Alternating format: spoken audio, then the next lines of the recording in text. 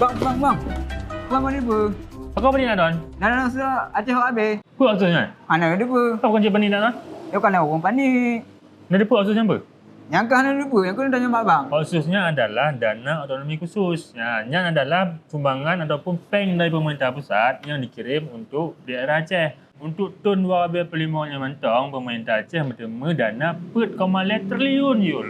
Yang peng yul, peng, bukan ul. Yang yul, ni baca bab benda Selambi. Dekfat desak perpanjangan otsus. Nyo Wagub Danyo, Wagub Dekfat Danyo sedang berusaha agar otsus Danyo hanya berakhir bab tahun 2027. Apa guna otsusnya yul? Untuk dana kesihatan, untuk dana pendidikan dan untuk dana lain. Apa ni baca berita lah? Bang medsos bang. Pakai ban baca medsos ni baca beritanya Mbak Serambi yul. Betul? Betul bang. Beda je koran dengan medsos. Punya koran na proses verifikasi delay. Nah lagi medsos model hambo-hambo ju. Wartawannya ni minta berita lahnya ni verifikasi lom. Nah lom cek dari redaktur. Jadi hana bagah je bang yul. Jadi berita yang valid. Menan yul ni baca Serambi. Baca Serambi bang yul.